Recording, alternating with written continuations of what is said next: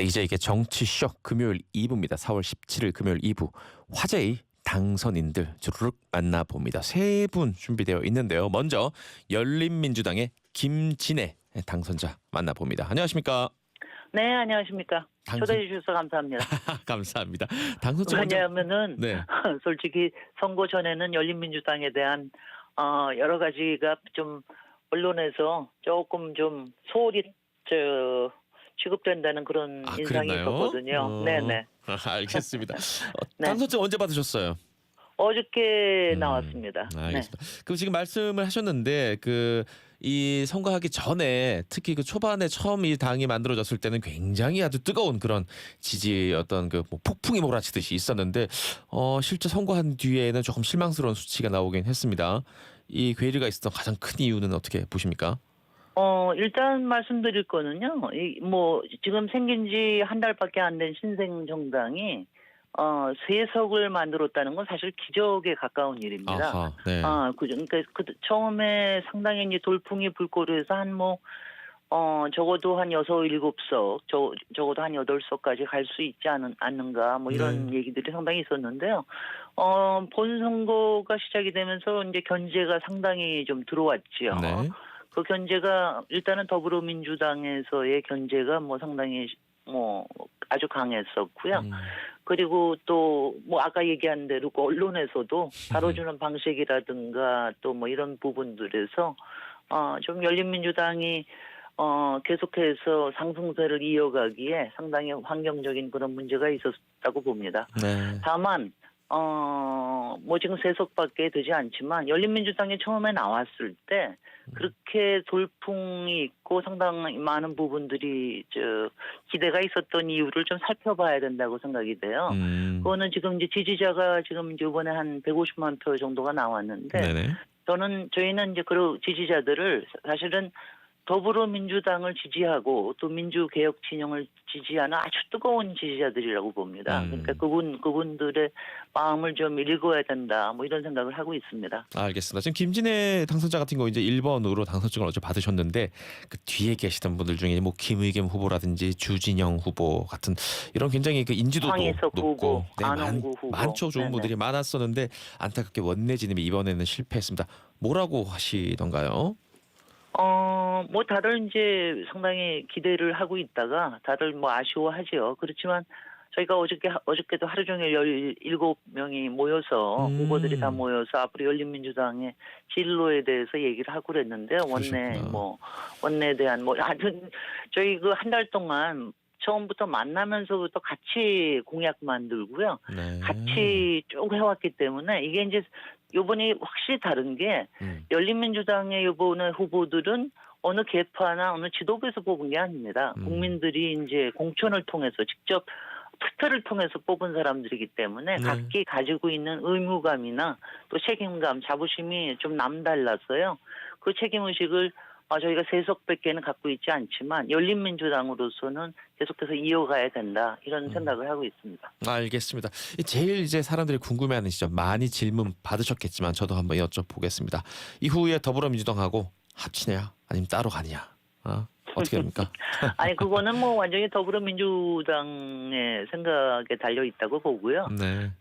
지금 더불어민주당이 일단은 전체적으로 180석 이상을 가지고 있기 때문에 일단 저희도 굉장히 기쁘고요. 그래서 그 부분에서는 아마 상당히 여유가 있으시기 때문에 그 여유를 그러니까 열린민주당이 가지고 있는 이런 열망들을 어떻게 포용할 수 있을지 아니면 아닐지 선거 전처럼 오히려 좀 이렇게 도외시할지 그거는 이제 두고 봐야 되겠습니다. 그런데 어떤 경우에는 더불어민주당이 지금 굉장히 책임의식을 크다고 생각을 하기 때문에 저는 뭐 조금 더 포용 쪽으로 가지 않을까 뭐 이런 생각을 해봅니다만은 열린민주당으로서는 저희는 뭐 항상 그렇게 얘기를 했죠.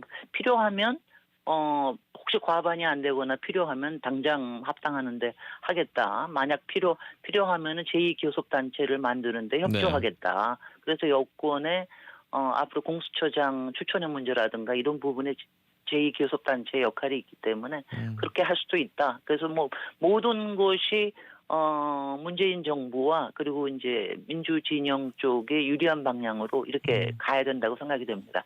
개인적으로 사실 김진애 이제 의원이 되실 우리 당선인 흥미롭게 저는 보고 있거든요. 패션부터 시작해서 왜 흥미롭습니까? 일단 색 감각이랄까 굉장히 좋고 그리고 진짜 그 출신이 그 당시에는 흔치 않았던 여성 공대인으로서 네. 또 건설 네. 건축 이쪽에서 전문가시잖아요. 공부도 많이 하셨고 그래서 앞으로 네. 사실 기대하는 바가 많이 있습니다. 그런데 너무 그 정치 파이터로서 이 이미지만 강조되는 것 같아서 사람들이 잘 모르는 것 같아서 제가 양력을 조금 소개해드린 거고요. 네. 18대에도 활동을 하셨고 이제 21대 다시 들어오셨습니다. 국회의원으로서 내가 이것만은 반드시 이번 회기에 해내겠다. 뭐가 있습니까? 제가 18대는 2년 반 일했는데요. 그때는 이제 주로 4대강 사업 반대하는 4대강 저격수로서 정말 역할을 했기 때문에 정말 힘들고 외롭고 괴롭고 그랬습니다. 근데 이제 21대는 가능성이 보여요. 저는 이 얘기를 합니다. 제가 이제 국회의원이라는 이 호칭을 정말 이건 정치 혐오와 더불어서 굉장히 문제가 되는 거라고 생각이 되는데요. 네. 물론 그거는 이제 국회의원들이 잘못해서 그러는데 저는 이제 그거를 좀 바꿔내는 좀 믿을 수 있는 또 기대할 수 있는 국회가 되는 게 가장 중요하다고 생각이 돼서 네. 저는 뭐 제 분야에서 할 수 있는 것도 물론 있지만 저는 국회의원 국민 소환제 그리고 가령 국회의원 3선 연임제를 3선까지만 연임하는 뭐 이런 부분들에 그러니까 내려놓는 게 아니라 국회의원들이 어떻게 제대로 일을 하느냐. 아하. 그건 항상 국민을 두려워하고 국민을 무서워하는 이런 제도를 만들어야 된다고 생각하기 때문에 솔직히는 국회 개혁에 가장 큰 방점을 두고 있습니다. 국회 개혁 그중에서도 국회의원 국민 소환제와 3선으로 네. 제한하는 그런 입법 과정에 힘써보겠다는 말씀이시군요. 네. 알겠습니다. 나중에 언제 한번 스튜디오에서 직접 만나 뵙고 이야기 나눌 날이 있었으면 좋겠습니다. 고맙습니다. 네, 그렇게 고맙습니다. 그리고 축하드립니다. 고맙습니다. 네. 자, 열린민주당에서 이제 1번으로 국회에 입성하신 김진애 당선인과 이야기 나눠봤고요. 두 번째 화제의 당선인입니다. 이제는 더 이상 검사는 아닙니다. 미래통합당 김웅 당선인 연결돼 있습니다. 안녕하십니까? 네, 안녕하십니까. 김웅입니다. 이거 직접 뵙고 말씀드리고 싶은 분들 중에 또 하나인데. 네, 저도요. 저도요? 팬입니다. 아유, 이렇게 서로 팬이끼리 또 이렇게 통화를 하게 됐네요. 축하드립니다. 어쨌든 당선. 예, 무거운 마음으로 감사히 받겠습니다. 벌써 그저께가 됐네요. 늦게까지 예. 잠 못 이루셨죠? 예, 저희 지지자분들께 죄송하게도 끝까지 좀 마음을 졸이게 해드렸습니다. 사실 이 박빙이었기 때문에 표를 주셔서 입성을 허락해준 국민들도 있지만 안 된다라고 말씀하신 국민들도 꽤 많아요. 그렇습니다. 허락한 분들 얘기는 사실 이제 허락을 해준 그 자체의 의미가 있으니까 생략하기로 하고 이 김웅 검사에 대해서 하고 이 고개를 좀 갸우뚱했던 분들의 그 의미는 어디 있다고 보십니까? 일단은 저희 당 자체에 대해서 과연 이게 이제 지금 현 정부를 심판할 만한 너희들이 그런 어떤 실력과 자질이 있느냐라는 부분에 대해서 일단 불신을 하신 것 같고요. 네. 그리고 이제 두 번째 같은 경우는 저 개인적으로 봤었을 때 과연 이렇게 어렵고 힘든 사람을 검사 출신이라고 하는 네가 그걸 대변할 수 있겠느냐. 아무래도 너는 기득권과 권력에 가까운 거 아니냐. 이런 의구심이 있었던 것으로 생각이 됩니다. 알겠습니다. 자, 어제 사실 이건 우리 청취자분들은 알 필요가 없는 얘기지만 모시기 참 힘들었던 게 지금 당 분위기가 말이 아니다. 그래서 지금 인터뷰할 만한 이런 상황이 아니다라고 인터뷰 거절할 정도로 지금 상당히 분위기가 안 좋은 것 같아요. 어떻게 하든 이렇게까지 미래통합당에 안 좋은 결과가 나온 것 같습니까? 일단 전체적인 그 수도권에서 예를 들어서 일방적으로 진 건 아니거든요. 사실 5%에서 10% 어떤 데는 정말 초박빙으로 이렇게 졌는데 문제는 그게 다 졌다는 겁니다. 네. 그 말은 뭐냐면 결국 선거는 중도층 5% 10%의 마음을 갖는 게 가장 중요하다고 생각하거든요. 근데 저희 당이 사실은 그 중도층에게 어느 정도 안정감과 그다음 신뢰 그리고 반성하는 모습을 보여줬을까? 저는 저 자신도 좀 그런 부분에서 많이 저희 당이 부족하다고 생각을 하거든요. 결국은 심판론으로 치고 나가서 저희 층을 결집은 했지만 그 뒤에 가서는 대안을 제시를 하고 전국을 어떻게 주도를 하겠다라는 그런 구체적인 상을 제시를 했어야 되는데 네. 그 부분이 부족하고 오히려 마지막에 막말만 막 터지면서 중도층이 아무리 그래도 지금 현상 유지를 하는 게 그나마 좀 더 낫지 않을까라고 생각하시는 쪽으로 확 돌아버리신 거 아닌가. 저는 그렇게 생각을 하고 있습니다. 지금 선생님 원론적인 이제 이야기를 해주셨는데 그렇다면 이제 그 보수당의 변화와 혁신이 이제 앞으로 남은 제일 큰 과제가 아니겠습니까?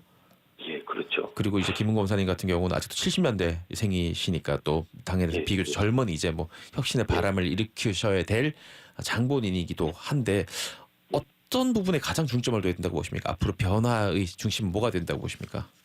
저는 당이 바뀌는 건 결국 사람이 바뀌는 거라고 생각하고 있습니다. 과거 예전에 그 뭐 야당이었던 신민당이 다시 한번 뭐 부활할 수 있었던 것도 사실 뭐 40대 기술론이나 정풍운동 뭐 이런 것들이 일어나면서 당이 바뀌었다고 생각하거든요. 네. 이번에는 아무래도 좀 새로운 사람들이 당을 대표하고 당의 방향을 결정하는 쪽으로 가는 게 가장 중요하다고 생각하고요. 그러기 위해서는 일단 저희가 국민들의 정말 진짜 의사 그리고 중도층이 정말 바라보고 있는 그런 우리 당의 실상 이런 거에 대한 연구를 일단 먼저 해야 된다고 생각합니다. 그리고 우리 당이 국민들에게 궁극적으로 어떤 걸 제시할 수 있는지 뭐 경제 분야든 사회 개혁 분야든 아니면 뭐 대외 정치 외교 분야든 이런 부분들에 대한 대안을 조금씩 준비를 해서 그런 것들로 다가가는 게 이제는 중요하지 않을까 이런 생각을 하고 있습니다. 사실 그 세대 교체 말씀을 하셨는데 본의 아니게 세대 교체가 엄청나게 돼버렸어요. 지금 미래통합당은. 예. 중진 그 의원분들이 많이 이번에 낙선을 했습니다. 뭐 지도부를 예를 들면 초선도 한 절반 정도 채운다든가 이런 아주 혁명적인 그런 방안은 어떨까 싶은 생각도 드는데 김웅 당선자 같은 경우는 사실 이 당선인이 되기 전에 이슈가 많이 나왔던 게 수사권 조정 관련했던 그 이슈였어요. 그런데 지금 보면 이 검찰개혁 최전선에 있었던 이탄희 또 이수진 판사 또 김용철 김남국 변호사 이런 사람들도 지금 다 같이 당선돼서 이제 함께 21대 국회에 들어오게 됐습니다. 수사권 조정이 이제 일종의 사기극이다. 국민을 기만하는 행위다라고 김웅 전 검사님께서 계속 말씀을 하셨는데 이제 어떻게 될까요? 20대 국회에서는 정반대 의견 가진 사람들까지 많이 들어왔지 않습니까? 법조인들이. 일단은 지금 이 야당이 지금 할 수 있는 일은 아무것도 없습니다. 이제 국회에서. 일단 저는 이 부분들에 대해서 이제 지금 나와 계신 분들이 많이 있지만 실제로 형사소송 제도나 형사 사건의 진행 경과에 대해서 제대로 아시는 분은 없거든요. 그분들에게 실상을 좀 알려드려야 될 것 같아요. 네. 결국 검찰 개혁이라는 게 이렇게 나오고 있지만 검찰 개혁 방향이 어떻게 된 것인지 과거 실제 민주당이 예전에 검찰 개혁이라고 주장했던 안들과 이번에 통과된 안들이 어떤 차이점을 내고 있는지 왜 이렇게 정반대로 갔는지 그런 것들을 좀 설명을 드리고 그중에 몇몇 분들은 그래도 세상을 좋게 바꾸고 검찰을 개혁하고 싶어서 오신 분들이 있다고 생각하거든요. 네. 그분들에게는 그런 정보를 충분히 전달해 드리고 결국 여당 안에서 과연 우리가 국민들 앞에 이걸 책임질 수 있느냐라는 그런 책임감을 좀 저희가 물어보는 그런 역할을 해야 될 거라고 생각합니다. 뭐 이제 흔히 악마는 디테일에 있다라는 말도 있는데 그 개혁안의 그 구체적인 사안들을 들여다봐야 된다. 뭐 이런 말씀이신 것 같은데요. 김웅 당선인 같은 경우는 검사 시절에 냈던 그 책 때문에 사실 저도 그 책 아주 재밌게 읽고 선물도 많이 하고 그랬었는데. 아유 감사합니다. 그 책과 함께 또 한 화제가 됐던 게 이제 그 재산 신고를 하게 돼 있는데 참 돈을 모으기는 그냥 많이 까먹으셨더라고요. 뭐 부채도 자산이라고 저는 배웠습니다. 잘못 배우신 것 같은데. 큰 자산을 가지고 있고. 제가 왜 이런 말씀을 드리냐면 아까 앞에 그 김진애 당선인하고도 얘기를 하면서 김진애 당선인의 그 옛날 시절 이 학과 전공을 제가 말씀드렸는데 저는 김웅 당선인의 그 이제 전력을 보면서 우리가 알고 있던 그 검사들하고 좀 다르다. 뭔가 좀 따뜻하고 어떤 분리만한 그런 느낌은 적어도 없구나 이런 생각이 들었는데 전해드리는 그런 말씀에서 말씀드린 거고요. 21대 국회에서도 지금 저같이 김용 검사님에 대해서 호감이 있었던 사람들의 이런 바람을 좀 충족시키기 위해서 어떻게 활동을 해야 되겠다 이런 생각 갖고 계십니까? 일단 국민들이 제가 이제 이번 선거에 나섰을 때는 지금 이 정부가 추진하는 방향, 특히 검찰개혁 방향은 사실은 예전에 이 정부가 주장했던 내용과도 좀 차이가 있다. 그래서 바른 방향으로 가야 된다라고 말씀드렸는데 결국 그 부분에서는 실패를 했고 네. 국민들이 다른 선택을 하신 것 같아요. 그래서 그 부분에 대해서는 제 겸허하게 받아들여야 된다고 생각하고요. 네. 일단은 저희는 저희 당을 쇄신을 시키고 공부를 하는 게 일단 중요하다고 생각합니다. 그래서 연구 모임을 일단 만들어서 국민들 앞에 실력이 있고 정말 품격이 있다라는 그런 모습으로 다시 찾을 때까지는 열심히 노력하고 공부하겠습니다. 알겠습니다. 미래통합당 당 쇄신에 힘쓰겠다는 말씀 들었습니다. 축하드립니다. 그리고 열심히 해주십시오. 감사합니다. 네, 고맙습니다. 예, 열심히 하겠습니다. 네, 또 실제로 뵐 수 있는 날이 오길 바라면서요. 네, 저도. 자, 알겠습니다. 자, 그 다음에 지금 김웅 미래통합당 당선인하고 이야기 나눠봤고요. 마지막으로 더불어민주당 이재정 의원, 또 현직 의원이시기도 하죠. 연결돼 있습니다. 안녕하십니까? 네, 안녕하세요. 이재정입니다. 의원님은 저하고는 여러 번 또 실제 스튜디오에서 뵙기도 했었고요. 네. 축하드려요. 아유, 응원 감사드리고요. 네. 예, 축하도 감사드립니다. 아니 그리고 상대가 이번에 이거 6선 도전하신 심재철 상대당의 원내대표였어요. 네. 이 장수를 꺾은 거 아닙니까? 예. 그런 말씀 많이 주시는데요.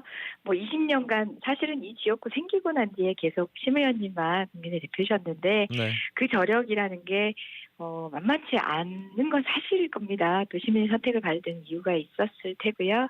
다만 또 이게 평촌 신도시가 가졌던 30년 도시 한계라든지 또 새로운 시대 요구 또 안양의 요구도 있었을 텐데 거기에 부응을 못할 때는 많이 했다 아니다를 떠나서 선수가 오래되지 않았더라도 네. 어떤 평가를 받으실 텐데요. 그런 의미에서 안양시민 또 대한민국 국민에게 제가 조금의 코드를 맞춰 또 보여드린 게 있지 않았나 생각하고요. 네. 어찌되었건 코로나19 상황에서도 투표장에 줄 서주신 국민들 위대하다.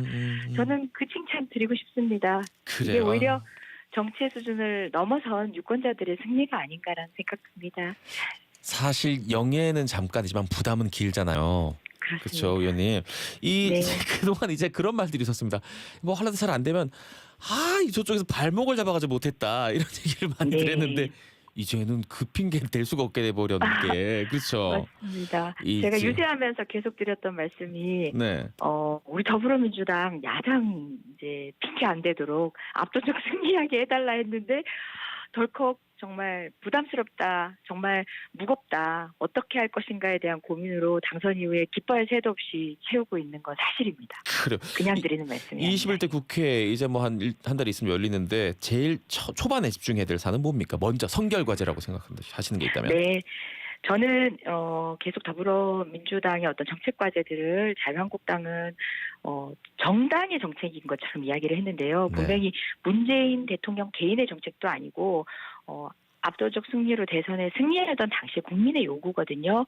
그 요구에 대한 점검 이제 이번 하반기인데 사실상 국회도 어느 당 할 것 없이 대선 당시의 국민의 요구 그리고 또 이번 선거 이후에 선거에서 드러난 민심을 받드는 건 그건 당의 이익을 위한 게 아니거든요. 특정 당의 이익을 위한 게 아니니까 선거의 결과를 겸허하게 수용한다는 의미는 그렇게 맡겨진 어떤 정부의 과제 완수를 위해서 야당도 협조해야 될 거라고 생각하고요. 우리야말로 약속했던 거 공약지 지켜야 된다는 얘기를 한두 번 한 게 아니잖아요. 네. 그 국정 과제들 개혁 과제라고 하면은 흔히 사람을 배제하는 것처럼 얘기하지만 이거는 플러스의 정치를 얘기하는 거거든요.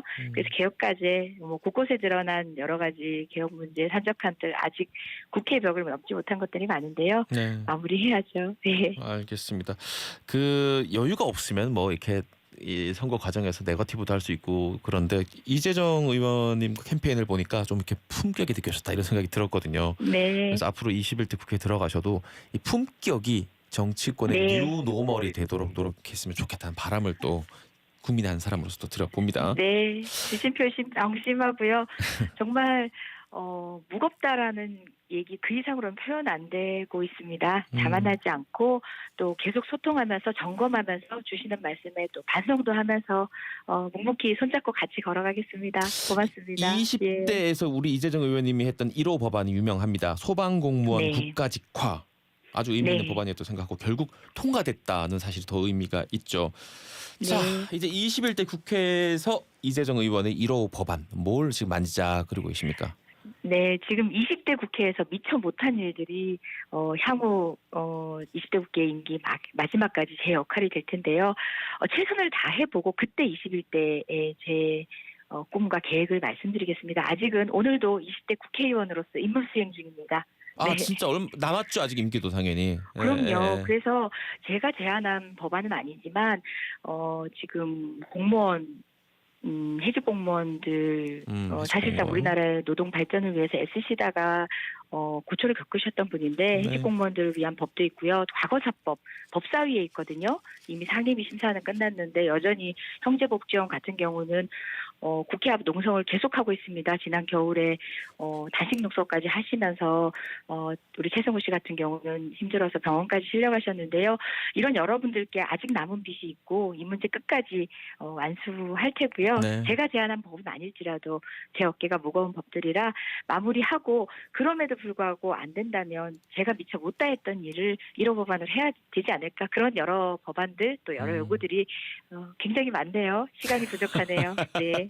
그 제가 또 이 스튜디오에서 몇 번 뵀었고 또 전화 통화도 해서 조금 친해졌다고 여쭤보는 건데 좀 네. 준비 안 된 질문이니까 곤란하기 어려우시면 노코멘트 네네. 하셔도 됩니다. 네네. 앞서 그 열린민주당의 김진애 의원하고 네. 제일 먼저 전화 인터뷰를 했어요.